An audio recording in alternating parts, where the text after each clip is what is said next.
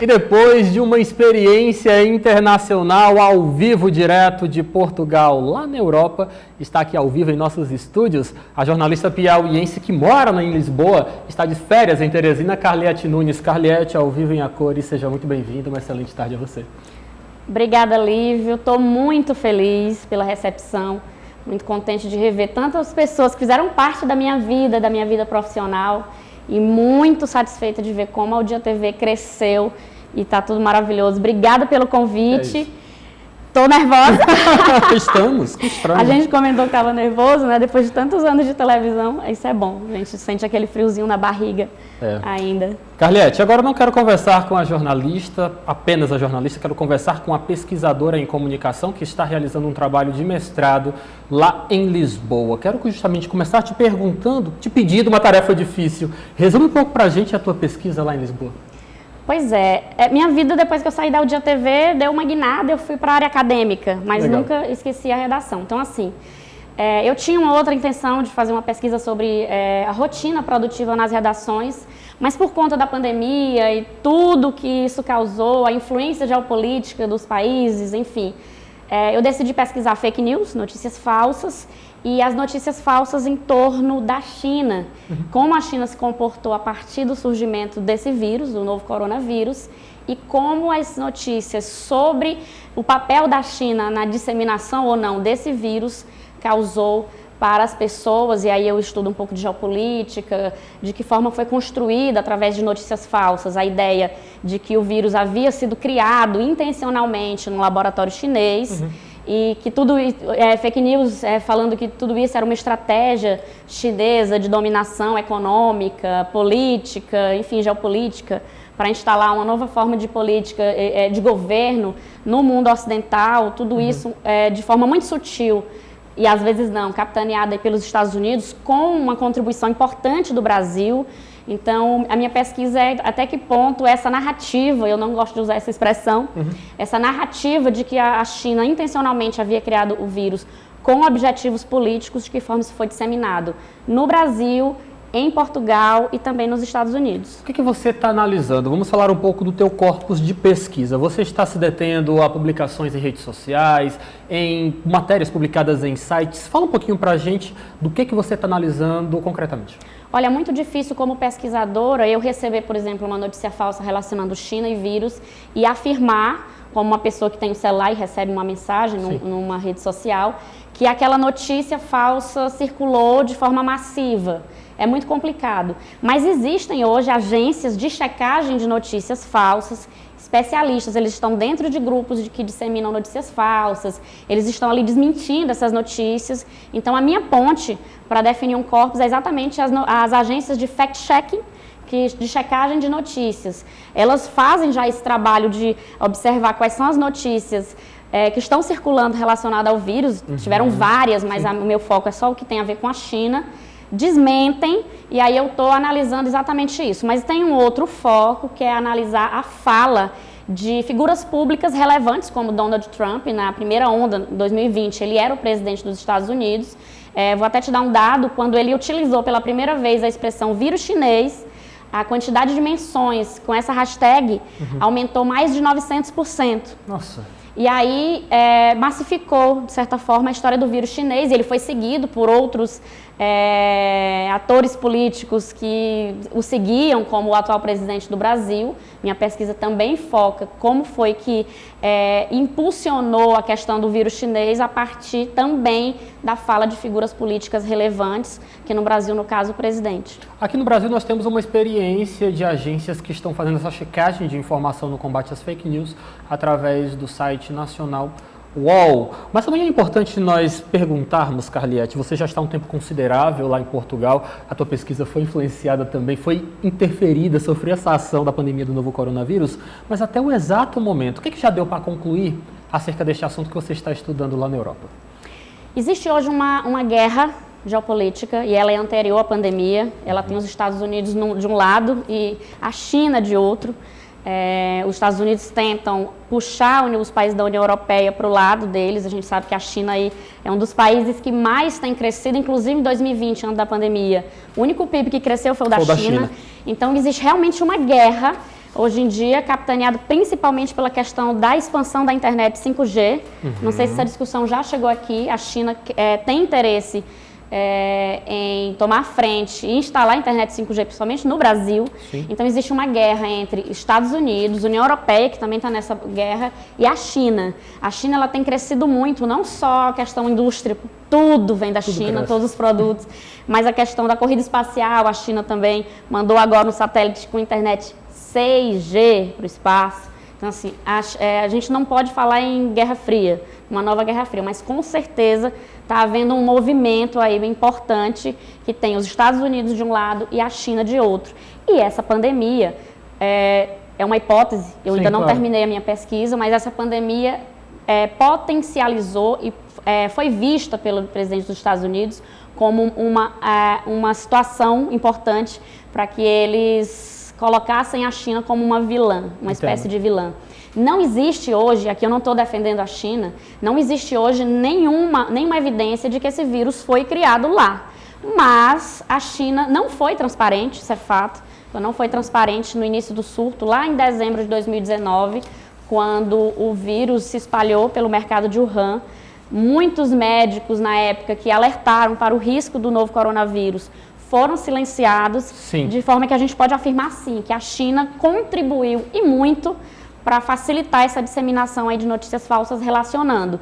Porém, também dá para provar que existiu todo um movimento para culpar a China, para colocar o estigma, tanto na China quanto nos chineses, de que esse vírus havia sido espalhado de forma intencional. Coisa boa, Carliette. Estamos conversando com a pesquisadora Carliette Nunes, jornalista piauiense que está morando lá na Europa. Quero aproveitar só para te perguntar aqui, antes de nós entrarmos de fato no nosso quadro de hoje, Carliette, e essa experiência de ser correspondente internacional, de participar ao vivo direto de Portugal aqui para o nosso jornal O Dia News, e já te agradeço pela tua participação, pela tua colaboração. Como é que foi isso como jornalista? Porque nós sentíamos muito tua falta aqui, porque nós tínhamos essa vivência da prática do jornalismo diário com você em nossa redação. De certa forma, você estava com a gente aqui, só que direto de Portugal. Como foi essa experiência? Pois é, primeiro dizer, eu havia esquecido de falar, essa experiência de correspondente internacional, inclusive, me ajudou a decidir pesquisar sobre política internacional, porque legal, a gente falava muito sobre isso. Foi uma das coisas que me ajudou muito e tem me ajudado, porque eu acabava pesquisando para o mestrado e para fazer a participação. Olha, eu nunca pensei, e eu estava comentando com alguns colegas aqui da O Dia TV ontem, que é como se, eu não sinto como se eu tivesse saído da TV, porque logo depois eu fui para Portugal e aí você me convidou, vamos fazer uma participação semanal para falar, e aí pandemia, que não faltava era assunto. Então, assim, para mim eu nunca pensei que eu fosse fazer algo do tipo, foi muito bom, muito importante. Me manteve, de certa forma, por dentro das coisas que estavam acontecendo, não só internacional, mas local, porque eu acompanho direto ao Dia TV. Foi uma forma de me manter, me sentir um pouquinho parte de tudo isso. Então foi maravilhoso. Um dos momentos que realmente mais me chamou a atenção, Carliette, só fazendo uma análise bem rápida daqui das tuas participações, nós começamos conversando com você dentro do seu ambiente domiciliar, porque estávamos com medo, ninguém sabia de nada, a pandemia foi totalmente imprevisível. Aos poucos você começou a sair e foi para um parque, ainda de máscara, nós fizemos uma participação sua sem máscara. Carliette, o que você está fazendo sem máscara ao vivo com a gente? Você teve medo de participar desta experiência porque era tudo muito novo e se exigia uma postura profissional de uma pessoa, de uma jornalista destemida a serviço da notícia. Como é que foi emocionalmente participar dessa experiência? Lívia, Ai, fiquei arrepiada. A gente lembra a loucura que foi. Claro. A minha primeira participação, lembro demais, foi na sala da minha casa. E a gente estava no lockdown e lá era muito severo, muito. Gente, não dá para sair de casa. Você sai de casa para o supermercado e pronto. Então estava muito tensa. Lá em Portugal, os portugueses, eles atendem muito ao chamado do governo. Gente, vamos ficar em casa. Tanto que não foi tão imposto. As pessoas realmente atenderam. Vamos ficar em casa. Dever cívico, eu me lembro demais da expressão, dever cívico domiciliar. Mas era uma tensão muito grande, principalmente porque a gente não sabia como é que isso ia chegar aqui. Acho que a minha primeira participação foi em abril, então a tensão era sobre como isso ia se refletir aqui no Brasil. Depois teve uns momentos muito complicados, o pior de todos foi agora no começo desse ano, e eu comentava, gente, talvez fosse melhor ter pego antes, porque a gente teve sim um colapso, Portugal teve no finalzinho de janeiro, Um dos hospitais entrou em colapso em Lisboa, faltou oxigênio numa noite, foi assim, um terror. Mas como ali os países são todos muito próximos, Portugal logo pediu ajuda e aí a Alemanha mandou médicos, a Áustria mandou equipamento, outros países se propuseram a receber pacientes e foi uma coisa bem rápida, até porque houve um outro lockdown muito severo, esse foi pior, o segundo foi bem pior. E aí, de forma muito rápida, em 15 dias já baixou a curva. Mas o pior foi isso, eu me lembro de uma participação que eu fiz, era um clima horrível, porque era inverno, né? Sim. Já é cinza, é tudo cinza. E aí eu saí rapidinho, porque lá você pode fazer o chamado passeio higiênico, que é dar uma voltinha perto de casa. Se alguém lhe parar, a polícia, você tem que provar que mora perto. Aí eu aproveitei rapidinho, de máscara, e fui lá num parque, não tinha ninguém na rua, as pessoas realmente não saíam de casa, para mostrar, olha, a situação aqui não está boa. Não sei se você lembra, nossa, foi muito trash. Mas agora a situação está muito melhor. Todos os adultos acima de 18 anos já estão sendo vacinados. Que bom. Em agosto, os adolescentes vão ser vacinados e o governo promete para setembro já eliminar todas as restrições. Olha só. Ou talvez antes. Então, assim, quando eu voltar para lá, daqui a um mês, possivelmente eu vou encontrar um cenário diferente. Carliette começou a imunização em Portugal, hein, Carliette? Já está vacinada, né? Pois é, eu tomei a primeira dose lá. E é da Pfizer, mas são 28 dias, enfim, eu deveria tomar a segunda agora, dia 6, mas não vou estar lá, vou estar aqui, aí não sei se tomo aqui ou se espero para tomar lá, mas eu já tomei a dose. Já conversei com a pesquisadora Carliette Nunes, conversei com a cidadã, com a jornalista, agora quero conversar com a articulista política, comentarista política Carliette Nunes. Vamos dar início de fato ao nosso quadro Política do Dia. Rafael, meu caro, por gentileza, pode soltar o nosso primeiro assunto, porque tem um piauiense em destaque em revista nacional. Nós fomos surpreendidos na manhã desta sexta-feira com a publicação nas redes sociais desta capa que você de casa acompanha no seu monitor. O senador piauiense Ciro Nogueira é destaque da revista Veja neste fim de semana. Como você acompanha, o título é Sob Nova Direção, falando sobre este exponente da política brasileira, Ciro Nogueira, que foi alçado ao posto de primeiro-ministro, o que representa, de acordo com a revista, a maior inflexão até hoje nos métodos, na imagem e principalmente na estratégia eleitoral do governo Jair Bolsonaro. Vamos aqui trazer o comentário acerca desta representatividade do piauiense Ciro Nogueira a nível nacional para os nossos estúdios, para o nosso quadro Política do Dia. Já vamos dar boa tarde aqui também aos nossos articulistas que estão presentes conosco hoje, nesta sexta-feira. Quem veio hoje, estamos com Eliezer Rodrigues. Boa tarde para o senhor, seja muito bem-vindo. Olá, boa tarde, Lívio Galeno, Carliette Nunes, telespectadores, boa tarde, é uma satisfação estar aqui. Carliette hoje também está conosco como nossa comentarista e João Magalhães vem daqui a pouco. Edna Maciel hoje está de folga. Edna, muito obrigado pela sua colaboração e, é claro, por nos ceder este espaço, porque vamos falar hoje de política nacional e internacional. Eliezer, começo com você.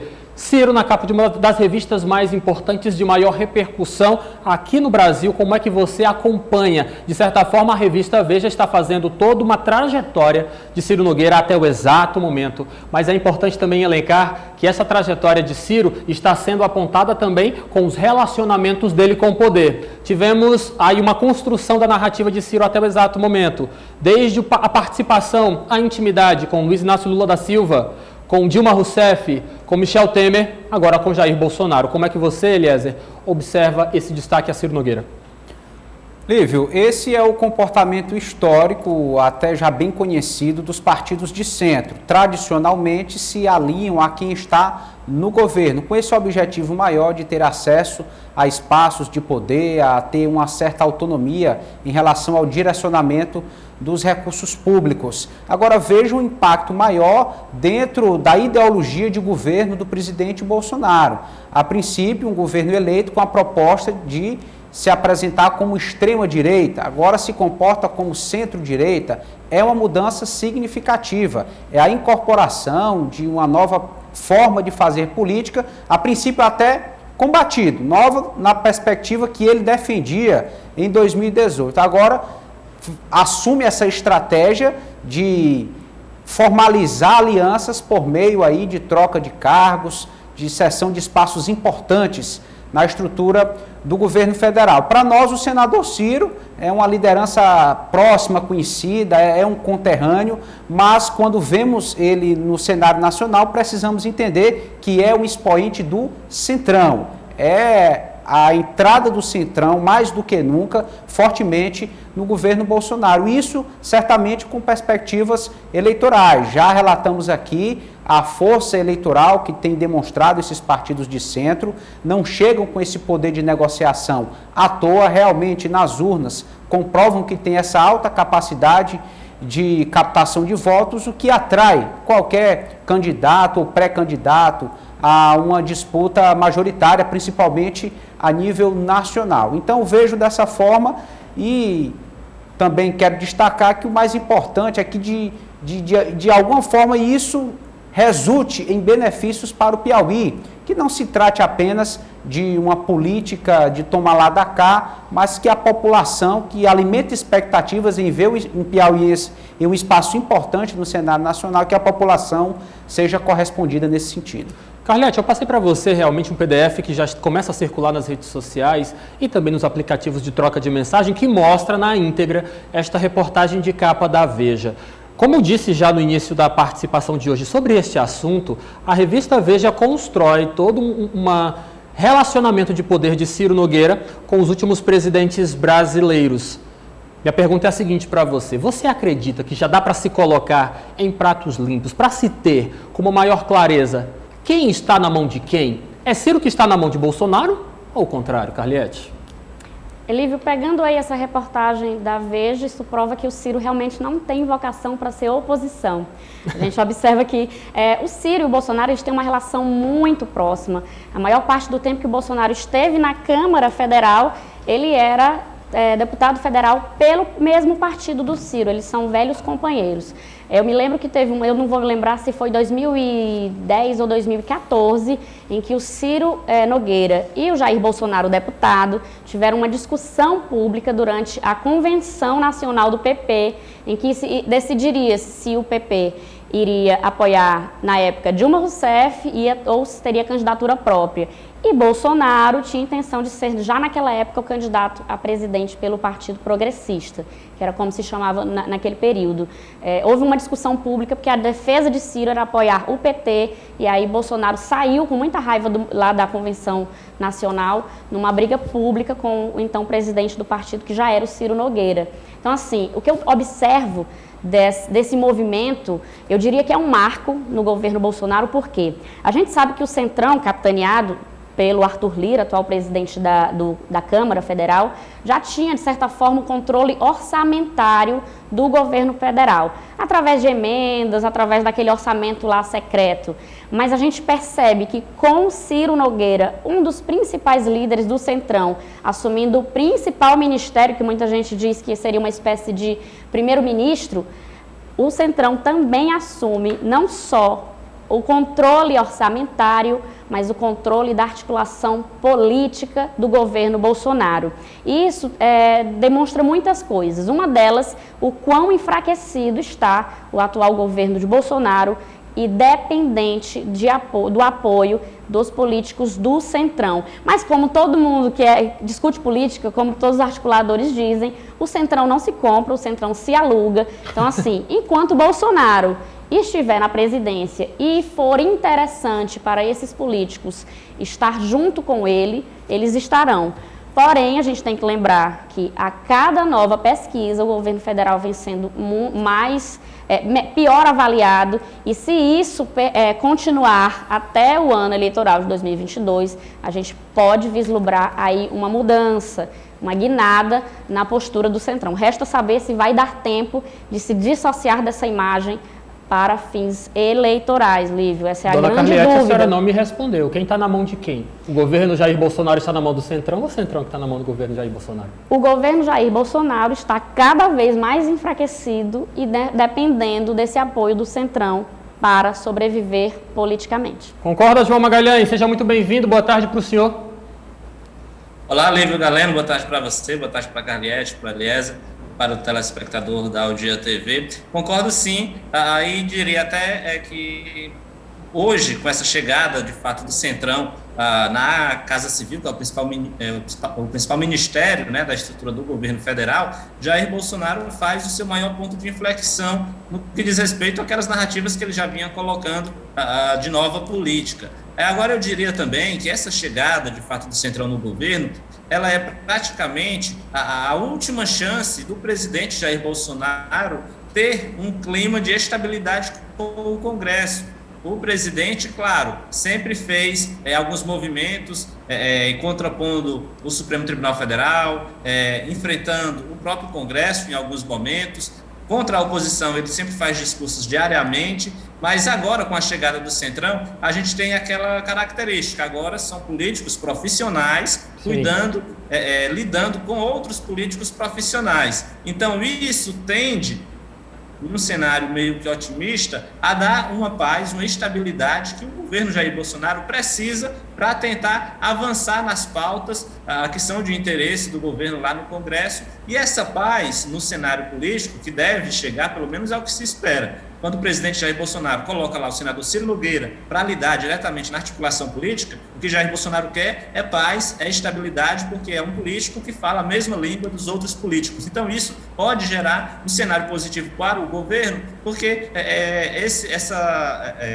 o senador Ciro Nogueira deve dar aquela agilidade no avanço de pautas que são de interesse do governo, a destravar alguns recursos. A gente sabe que quando você vai falar a língua do Congresso, você está falando em liberação de recursos para os municípios, que são bases eleitorais desses deputados e senadores. Você está falando também da ocupação de cargos, da nomeação de aliados políticos desses deputados. Então, se o senador Ciro Nogueira conseguir destravar esses recursos, conseguir dar agilidade na nomeação de aliados do Congresso, a gente vai ter um cenário que o presidente Jair Bolsonaro pode ver aí o andamento ou o início de algumas obras no seu governo. Claro, a aprovação de projetos que tem a ver com a questão orçamentária. Se discutiu aí nos últimos meses a questão do aumento do novo Bolsa Família, né? Se isso seria possível, se isso não seria possível. Agora, com essa paz que deve se instalar entre o governo federal e o Congresso, a gente tem um cenário em que o presidente Jair Bolsonaro pode se sair muito bem, porque, de fato, se o senador Ciro Nogueira for capaz de dar ao Congresso aquilo que os deputados e senadores esperam, a gente pode ter aí uma onda de ações do governo. Eliezer, mas a reportagem de capa da revista Veja desta semana se pegou a uma característica que é muito marcante dos partidos de centro. Como bem Carliete disse, nós estamos observando uma certa evolução do PP sempre ao lado do poder. Isso desde o tempo de Luiz Inácio Lula da Silva, nós tínhamos realmente Ciro Nogueira e os progressistas muito próximos de Lula, depois ao lado de Dilma Rousseff, ao lado de Michel Temer e agora ao lado de Jair Bolsonaro. A reportagem se apegou a essa característica, de certa forma, tentando criar uma instabilidade acerca da imagem de Ciro Nogueira. Você acredita que esta intenção da reportagem vai ser cumprida, gerar instabilidade no perfil de Ciro Nogueira, Eliezer? Em parte sim, Lívio Galeno. Sabemos que o objetivo pleno de consagrar um discurso unânime é muito difícil, mas acredito que parte dos leitores, dos telespectadores, internautas, ouvintes, enfim, as pessoas que têm acesso a esse conteúdo, de alguma forma vão se dar convencidas por esse discurso adotado pela revista Veja. Outros podem acreditar que não, que é uma mudança permanente, que isso vai trazer resultados futuros. Eu acredito mais no perfil histórico, naquele comportamento que vem sendo colocado aí pelos escritores da revista, porque é baseado em fatos e realmente próximo ano uma novidade pode acontecer, uma mudança de discurso, de lado político, porque o Centrão, ao mesmo tempo que tem capacidade para negociar esses espaços, depende também de permanecer na estrutura do poder para, assim, patentear as suas ações, ter mais notoriedade, e o que se busca é exatamente isso: superar esses conflitos e estar sempre em espaços de poder. Carliete, para a repercussão, para por assim dizer, a construção de características do governo Jair Bolsonaro, esta assumida de poder de Ciro Nogueira na Casa Civil pode trazer alguma consequência negativa na sua avaliação? É claro, sabendo que estamos falando que Jair Bolsonaro sempre gozou de uma base estritamente, por assim dizer, fiel aos seus ideários, à sua ideologia de gestão e de administração e de pensar o Brasil. essa questão de Ciro Nogueira pode trazer algum arranho à base política de Jair Bolsonaro, na sua opinião? Pode sim, Lívio, mas antes de responder a tua pergunta, eu queria Vontade. pegar o início da fala aí do João, que ele falou sobre o último recurso. Esse convite para o Ciro Nogueira realmente não tem mais o que oferecer. Acho que sobrou o cargo de vice-presidente, que é indemissível, que ele não pode oferecer, e o dele próprio que ele não vai dar. Então, assim, acho que foi o último recurso mesmo, não tem mais nada que possa ser oferecido aí para o Centrão. A chave do cofre já está na mão desses políticos, agora a articulação política. Agora, respondendo a essa tua pergunta, Lívio, eu acho importante a gente ficar de olho nesse movimento e que dar mais poder ao Centrão e retira um pouco de poder dos militares. Porque quem exercia esse cargo de ministro-chefe da Casa Civil era um militar. Muitos militares estavam trabalhando, tinham sido nomeados para outros cargos dentro da Casa Civil, que certamente já há especulação sobre isso, de que Ciro Nogueira, obviamente, vai ter a sua própria equipe. Então, é uma demonstração de que o Centrão realmente está ganhando muito mais espaço que os militares. Você perguntou sobre a sustentação do governo Jair Bolsonaro. A gente sabe que hoje, a gente pode falar, além do Centrão, os militares são uma sustentação muito relevante para Jair Bolsonaro. É importante a gente observar esse movimento aí de guerra entre o Centrão, que avança, e os militares que, de certa forma, recuam. Vamos agora apresentar para você de casa a capa do caderno principal da edição de hoje do seu Jornal O Dia, que de certa forma também tem a ver com o que foi construído da política nacional. Nós temos aqui que o Wellington Dias se reúne hoje com John Kerry. O clima é a pauta desta reunião com o enviado especial dos Estados Unidos. Outros 6 chefes do Executivo Estadual brasileiro também participam deste encontro e vão apresentar projetos prioritários de cada região do país na área da conservação ambiental. Carliete Nunes, te apresentei a capa do caderno principal de hoje do Jornal O Dia, porque de certa forma também tem um relacionamento com o governo federal e nós continuamos a falar sobre esta relação de poder. Aqui nós temos um esquerdista, Wellington Dias, piauiense nordestino, sendo convidado para este encontro com o norte-americano John Kerry para debater assunto de meio ambiente. Por que não alguém ligado ao governo federal, Carliete? Como é que você observa essa convocação, esta participação de Wellington Dias nesse contexto tão importante de geopolítica internacional? É importante a gente colocar primeiro que existe um grupo chamado Coalizão de Governadores pelo Clima, e que já existia desde 2019 um debate importante com a França, que é um dos países que mais protagonistas nessa questão da discussão sobre o clima. Vide o último acordo multilateral, o Acordo de Paris. Então, desde 2019 já existia um diálogo com a França sobre a questão do clima, e o Brasil é muito importante do ponto de vista geopolítico. No início desse ano, esses governadores entraram em contato com os Estados Unidos, e não há precedente realmente de que os Estados Unidos debatam assuntos tão estratégicos que dizem respeito ao planeta inteiro com gestores locais. Isso é uma demonstração do quanto o governo em nível federal está sem credibilidade nessa área do meio ambiente e eu poderia dizer que perdeu praticamente todo o protagonismo nessa discussão que sempre teve. A gente tem a Amazônia aí, que é uma preocupação mundial. Então, assim, isso demonstra que os Estados Unidos, de certa forma, desistiram de manter um diálogo apenas com o governo federal e já está debatendo a questão do clima, desenvolvimento sustentável, também com gestores locais.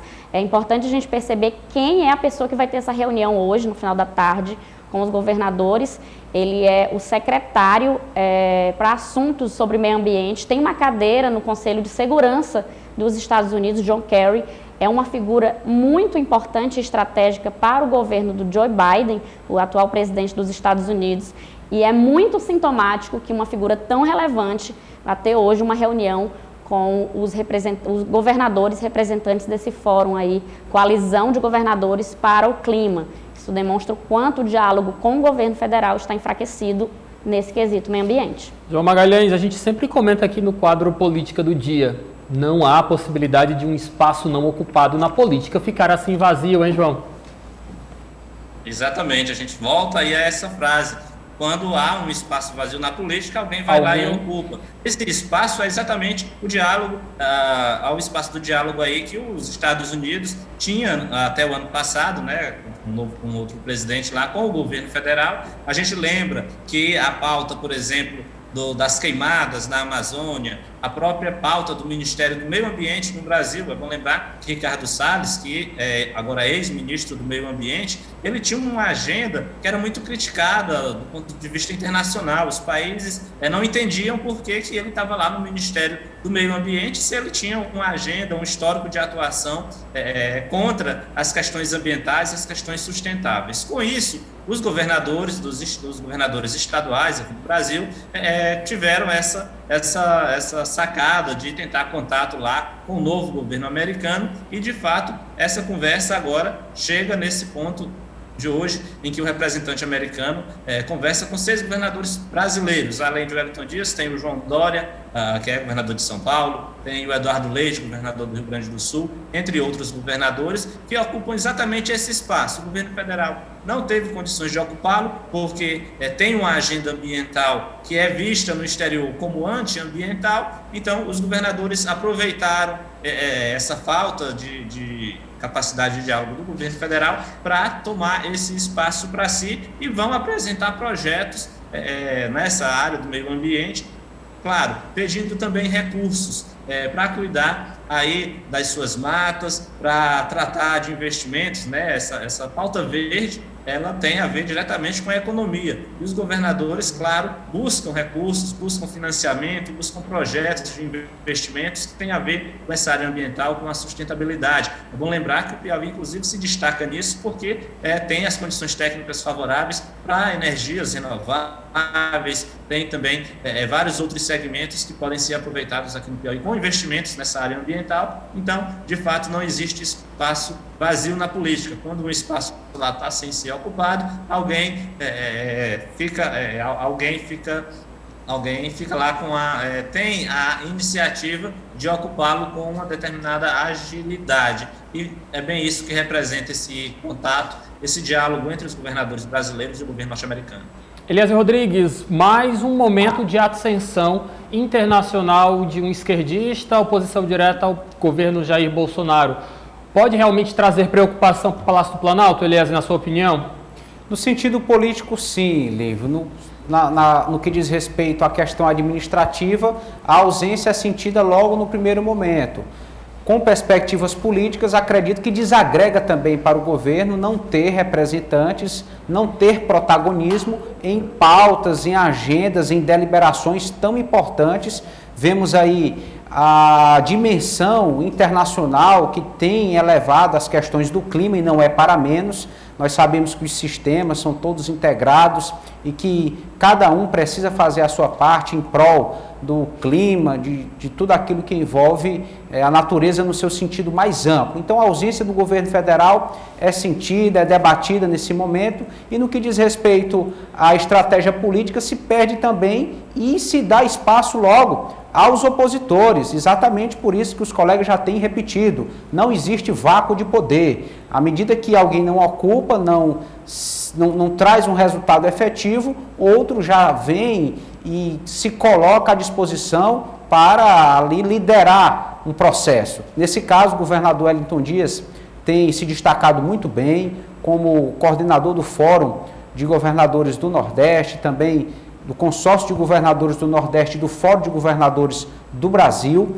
E, mais uma vez, em um lugar de destaque, veja a capacidade de articulação, mesmo sendo um dos expoentes do Partido dos Trabalhadores a nível de Brasil, transita bem naquilo que diz respeito a pautas no contexto nacional. Se é preciso estar ao lado de algum representante do governo, está e representa muito bem. Se é preciso deliberar de alguma forma junto às instâncias maiores em Brasília, assim tem feito o governador Wellington Dias, sempre priorizando claro, aquilo que é de interesse da coletividade, no primeiro momento. E com o tempo isso é agregado como capital político. Com toda certeza. Vamos para o nosso último assunto desta sexta-feira. O tempo passou mais rápido do que nós prevíamos. Carliete, ontem nós tivemos aqui no Brasil, através das redes sociais, uma live do presidente Jair Bolsonaro falando mais uma vez. Um dos pontos de destaque foi mais uma vez as críticas ao que se chama de sistema de voto não auditável. O presidente Jair Bolsonaro apareceu aí também numa live para aproximadamente 130 mil pessoas assistindo, acompanhando o presidente Jair Bolsonaro. Carliete, como é que você observa esta live? Bom, o presidente ele fez muita publicidade, ele faz live toda quinta-feira, mas essa de ontem ele havia feito muita publicidade e havia uma expectativa exatamente porque ele iria apresentar as tão faladas provas de que o voto eletrônico não é confiável. Mas o presidente apresentou vídeos de internet que já foram desmentidos há muito tempo, inclusive por instituições oficiais como o Tribunal Superior Eleitoral. No entanto, Lívio, o que a gente percebe, eu participo de muitos grupos de discussão bolsonaristas, mesmo tendo sido desmentido pela imprensa todos os argumentos de que o voto não é confiável, essa live de ontem serviu sim para alimentar e muito o discurso nos grupos bolsonaristas. Isso está gerando muita discussão, vários vídeos nesses grupos, está servindo também para mobilizar essas pessoas para uma manifestação a favor do presidente que vai acontecer no próximo domingo. No entanto, a gente precisa observar uma coisa, além dessa questão de que no mundo real esses argumentos do presidente já foram desmentidos há muito tempo e também de ontem para hoje pela imprensa, e que o presidente, mesmo tendo sido desmentido no seu nicho, que são os bolsonaristas que continuam com o Bolsonaro, serviu para alimentar, isso prova que Bolsonaro continua falando especificamente para esse grupo.